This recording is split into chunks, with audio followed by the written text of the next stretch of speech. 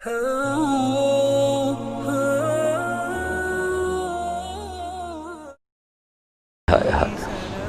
ابوا کے قریب پہنچے، 60-70 ہزار کا مجمع تھا آپ کے ساتھ، اور قریب پہنچے تو اونٹنے کا رخ ماں کی قبر کی طرف پھیر دیا۔ وہاں ابوا میں قبر ہے حضرت آمنہ کی۔ سن 2000 میں گیا تھا، تو میں وہاں اس جگہ، وہ آدمی جا تو سکتا نہیں، کوئی رہبر ہو تو جا سکتے ہیں، تو اللہ نے ایک رہبر ٹکرا دیا تھا، تو میں وہاں پہنچا تھا۔ زندگی گزری سفروں میں، ایسا سفر کبھی نہیں کیا۔ بیت اللہ کے اندر 2 دفعہ گیا، وہ کیفیت نہیں بنی جو حضرت آمنہ کی قبر پہ بنی۔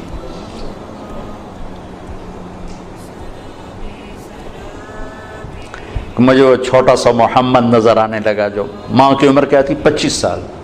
باپ کب فوت ہوئے؟ 25 برس۔ ماں کب فوت ہوئی؟ 25 برس۔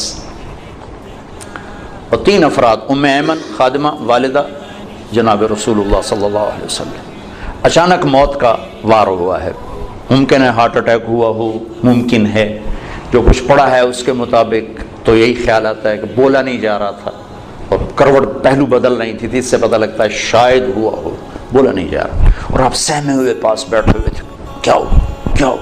پھر آخری الفاظ، کل حی میت و کل جدید بعد، بیٹا ہر زندہ نے مرنا ہے، ہر جوانی نے ڈھلنا ہے، لگتا ہے میرا وقت آ گیا ہے۔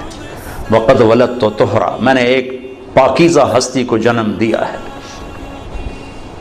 شمع بجھ گئی، پھر آپ سینے پہ سر رکھ کے روئے ہیں، کوئی آنسو پوچھنے والا بھی نہیں تھا۔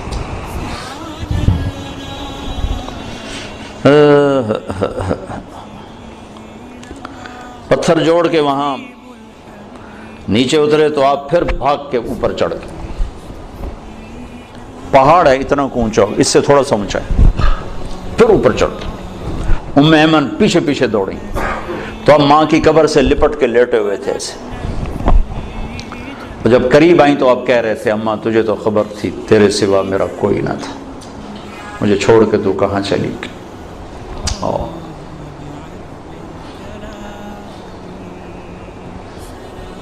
دوبارہ جہاں ایک دفعہ چلا جاؤں دوبارہ جانے کی تمنا نہیں ہوتی، وہاں جانے کی تمنا ہوتی کہ دوبارہ اللہ موقع دے تو میں وہاں جاؤں۔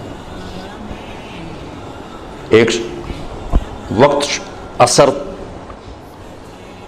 ڈھل چکی تھی کافی، فضا میں بھی وہ سرخی چھا چکی تھی، تو موسم سوگوار، ایک وہ مقام، پھر وہ پڑا ہوا سامنے 14 صدی کے پردے ہٹاتے ہٹاتے ہٹاتے میں وہاں بے خود کھڑا رہا۔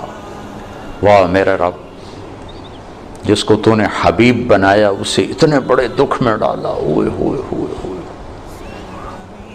کمال کرتے۔ باپ دیکھا نہیں، بہن ہے نہیں، بھائی ہے نہیں، چلو مکے میں موت دے دیتا، کوئی دادا دادی کوئی تو چاہ لیندہ، جنگل میں موت دی۔ کبھی اللہ تمہیں موقع دے تو دیکھنا جا کے وہ جنگل۔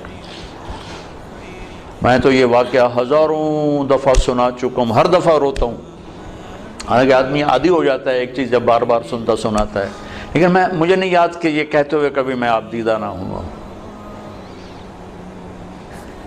ہائے ہائے ہائے۔ تو ام ایمن نے اٹھایا، بیٹا اٹھو، کہا نہیں میں نہیں جاؤں گا، مجھے ادھر ہی چھوڑ دو، کھینچ کے لائی نیچے گھسیٹتے ہوئے۔ میں اس خوبصورت حال میں وہ کیفیت کیسے منتقل کروں جو وہاں میرے اوپر طاری تھی۔ مکے تک روتے ہی آئے ہیں، روتے ہی آئے۔ تو زخم اتنا گہرا تھا کہ 6 برس اور 63 سال، 57 برس گزر گئے، زخم نہیں بھرا۔ رب نے اپنی اونٹنی کا رخ ادھر موڑ دیا۔ اپریل کا مہینہ، شدید گرمی، تب ماں کی قبر کے سرانے تشریف لائے، اونٹنی سے اترے اور یوں بیٹھے، اور سر یہ نیچے دیا اسے، پوری پوزیشن چھوٹے بچوں والی، جب زیادہ لمبا رونا ہو تو بچوں کو یہ پوزیشن بنتی، یوں سر دیا، پھر آنسوں کی برسات لگ گئی، روتے روتے ساری دہڑی تر کر دی۔ اور اس قافلے کا انتظام ابوا بستی میں تھا، ابوا وہاں سے 10 میل دور ہے اندازاً، چونکہ میں پہلے ابوا گیا، وہاں سے کوئی رہبر ڈھونڈنا چاہا، ملا نہیں، پھر راستے میں ایک مل گیا تو اس کو لے کر،